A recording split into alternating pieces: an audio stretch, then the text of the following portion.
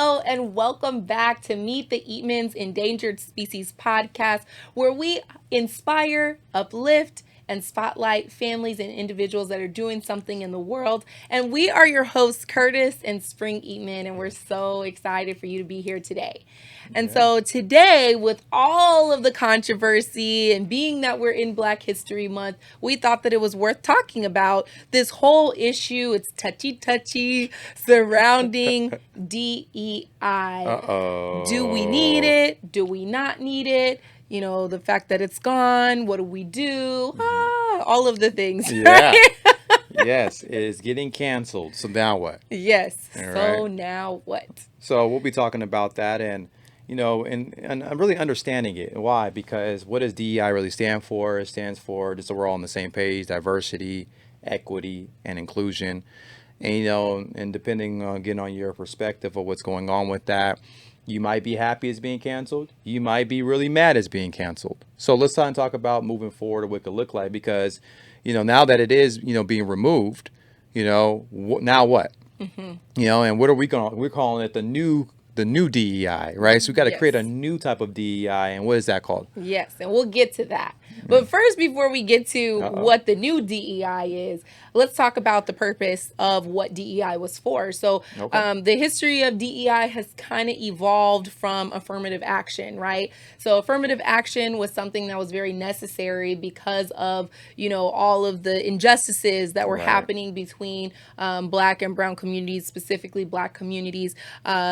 That there were a huge disparity in education opportunities, in employment opportunities, housing, all of much these so. different things. And so affirmative action was a really important concept that was in flux to help give these opportunities to everyone, right? So it was supposed to be almost like an equal opportunity, but giving each company or each school or whatever the case may be more of an incentive to have a certain amount of people that were allowed in because of that.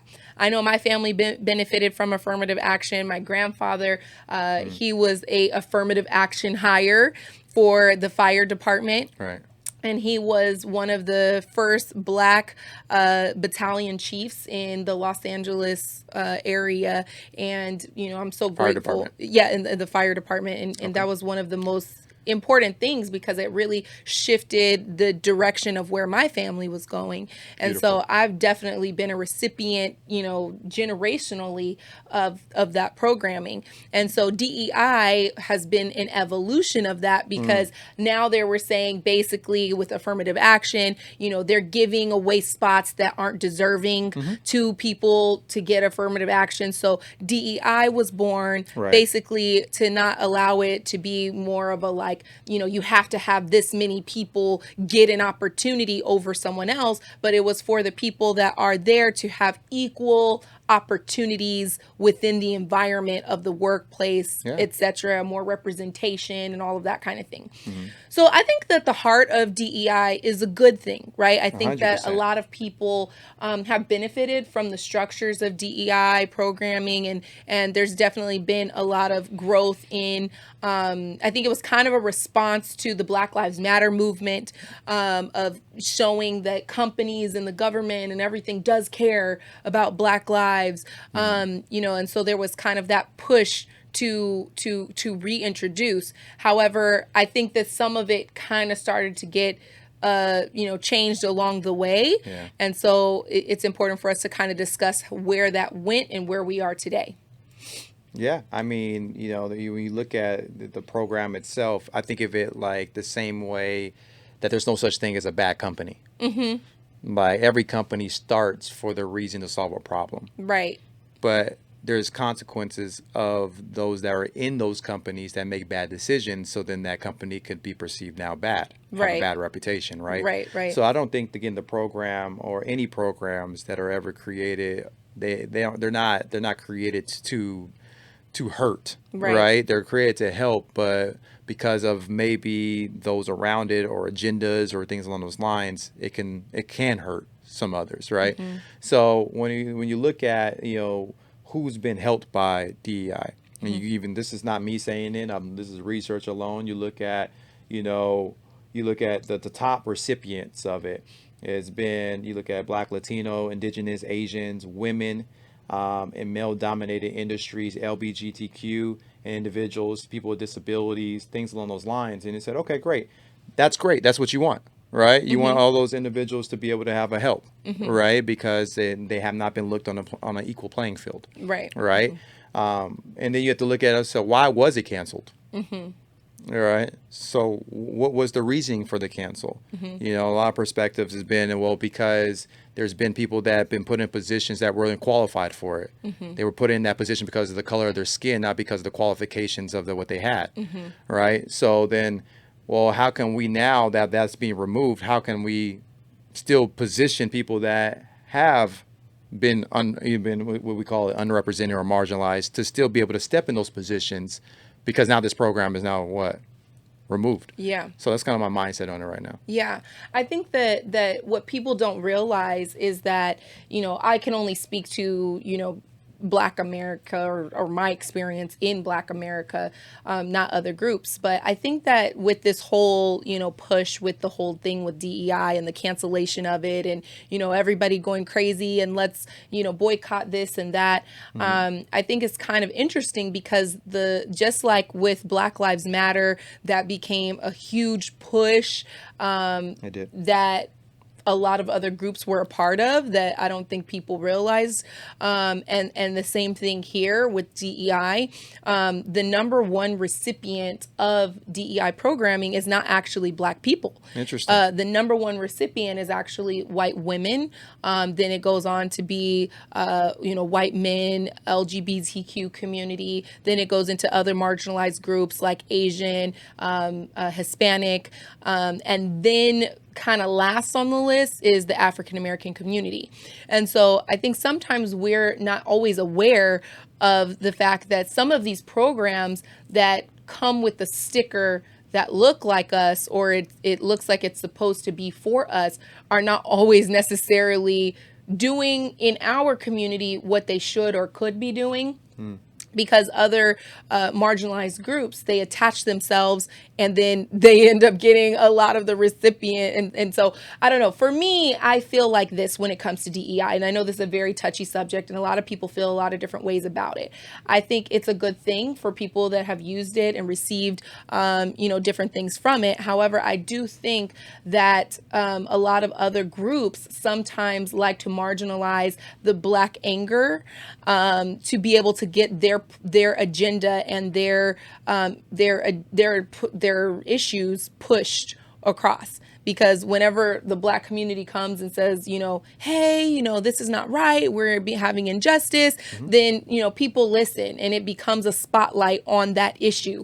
And so I think that there's been a lot of other groups that have piggybacked off of the Black anger kind of situation when it comes to this DEI, when largely it hasn't necessarily been the largest representation for the Black community, but yet we are always the face of this programming. And so Interesting. So you're saying that we're the face of the program, but we're the least to receive the benefit from the program itself. Yes. That's what you're basically saying? Yes. Okay. Yes. And so this is my thought process on it, is like, okay, DEI, it's gone. It sucks.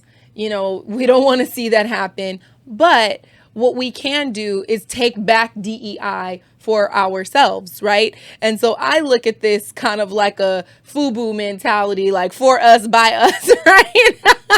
Right? And instead of it being diversity, equity, and inclusion, we take that DEI back into development, education, and investment back into our own community. So just because the government has taken the DEI standard away, it doesn't mean that we as a community don't rise up and uplift each other in the DEI standard of development, education, and investment back into our community, back into our finances, back into our education, because I don't think that it is something that we have to depend on as a people. I think that there has been a historic trend of getting the Black community dependent on different That's a fact. government influx things like welfare systems and That's 100% programmings fact. like that and affirmative action and this and that. But then it's almost always used as a negative, like, oh, we're giving affirmative action, we're giving DEI to help. But then once you use the program, it's like, oh, you're the DEI hire. Oh, you're only here because of affirmative action. Oh, it's only because. And so I think that there are so many people that are so educated and just need the right education and opportunities that if we band together as a community, that we can uplift and change the narrative of DEI for our communities and position ourselves to give better to the next generation and let them know we don't need to depend on the government to uplift us, that we can uplift ourselves. I mean, I'll just give a different perspective on that because, and it's probably a line that piggybacks on it, because a lot of people again think that DEI was something that was going to help them get to the next level, and it might have did, but if you even look at this America just alone, and you look at who's the number one recipient of becoming a millionaire in America, it's always immigrants. Yes. They don't even have a program. Right. Right. Right. But they come here with no program and still be able to create financial independence. Right. Because of understanding that you live in a free country still. So yes, can DEI contribute to where you're at? Yeah, it can. Can it help other people, increase their, unfortunately unrepresented or marginalized? Yes, it can. But ultimately, you still live in America. And if other individuals or other communities or other cultures could come here and skyrocket financially and be able to own businesses and have land and be able to do what they want to do for their generations, you can too. Yes. So exactly. I think that's the number one mindset, is understanding that you are enough. Yes, absolutely. Once you are enough, you can create any opportunity you want, and you can affirm that opportunity. And if you change your perspective on that, opportunities always increase, because it's always based on relationships anyways. All right. You can create a relationship with anybody if you want. Right. But again, that relationship will put you in places, but the education you have will keep you in those places. Absolutely. All right. So when you start talking about development, are you developing yourself? What type of associations do you have right now that's affirming the belief that you are enough and that you can become enough? What are you doing to develop yourself in regards to the books you're reading? What are you doing right now? The conferences that can consistently keep receiving new energy inside of you. Right. And then it goes into what you're saying next is education. There's a difference between formal education and, self-education. How many books can you read? Like, you can literally turn your car into a university if you want to. And what books are you listening to right now or reading that's going to help you to where you want to go, not just to be entertained? And I think a lot of people today are not being educated, being entertained. And so then they're looking for assistance programs when they can be developing themselves to the value you have, where you cannot be ignored. And the problem is that we've been ignored so much because there's not enough value. When you provide the value, you cannot be ignored by the marketplace. I don't care what color your skin is. And once you can affirm that, then guess what? You have created your own DEI project, or what's called DEI program in essence, because the investment ultimately is in you. And when you invest in you, the highest return will always be back if you, again, sowed the right seeds.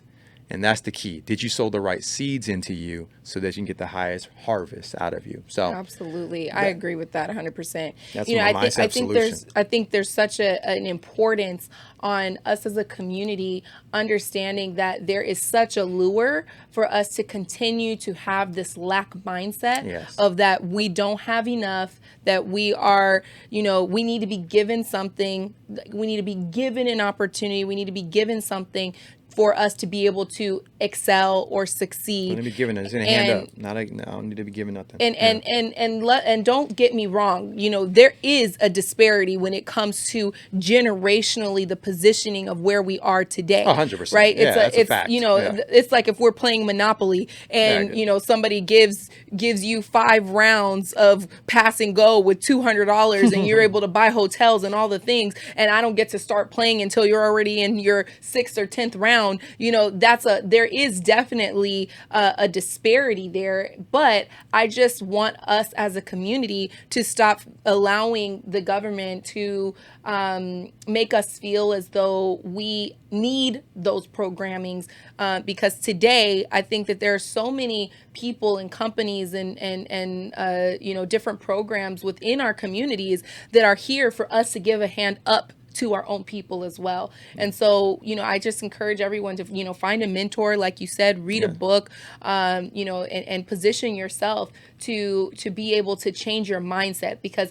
that is the biggest thing. I think that our mindset is the only way that we're able to become free as a people. Yes. I agree with that. 95% of our success, it doesn't come from circumstances. You can be in the worst situation possible, and 95% of your success is determined by the way that you think. And 100%. so if you can think, that's why there's that book, if you've ever read, by Napoleon Hill, Think and Grow Rich, right? Or And Dennis. it's Yeah. very important, right? Exactly. And it's very important for us to understand that our thinking is the highest key to our success. And then when it comes outside of that, there's 95% of our thinking that is to our success, but Yeah. then 95% of our thought is unconscious. So if you realize that 95% of your thought is unconscious, you have to think about what you're thinking about. Sure We have do. over 60,000 thoughts a day, and we only realize only about 5% of what we're thinking about. Those And that's words, why it boy. says in the Bible, so a man thinketh in his heart, so is he. Because what flows out of your heart is what flows into who you become and who you are. And so if we have these ingrained things inside of us to say, whispering to us from like back in our ancestors, like, you're not enough, and they didn't even give you a boot. How are you supposed to pull yourself up by your bootstraps? And you're behind. I understand that there are realities there, but I also believe that I don't have to subscribe to that. I Sure also don't. believe that I can say that I'm more than enough. I'm more than a conqueror. I'm Affirm going it. to think that I have every opportunity and that I have nothing holding me back. And if I really truly believe that, then that is going to change and overcome the circumstances that I'm in, that I will find a way, that I will find a mentor, and I will figure out a way to create success for myself. There are millions of people who have done it. There are millions of Black people who have become successful, become millionaires based out of the way that they think, that we're already in even a worse situation than most of us are. So I am voting for the new DEI, development, education, investment into our communities again, so that we can pick ourselves up as a people and not depend on the government to tell us what our worth is, but for us to show our worth to the government. Yeah, beyond the government, beyond the To the world. world, Like, Craig. yeah, it's not a So, any closing remarks before we close this one up? No, I just think I want to say that, I think that this is a very touchy subject, and we're not here to dictate to anybody Not at their all. beliefs or, how you should feel about this programming and what's happened here. I think that we're just all picking up the pieces of what has happened. It has happened. So where do we go from here? What are the positive ways that we can create, the next steps for us as a people? And we're here for, freedom of thought, becoming thinker doers. And so we're very excited for all of you to have been here today. And as we wrap up, just as a reminder, the world's constantly changing. There's constantly things that are happening, families, values driven, leaders. Becoming an endangered species is very important. And it's not just important that you become an endangered species, it's vital. It's vital that you allow yourself to become a leader today, because that's what the world is waiting for. There are some giants that are waiting on you to slay your giants so that they can become big in the world as well. So thanks for showing up today. We hope you enjoyed. Comment, let us know your thoughts on this topic today, and we look forward to seeing you next time.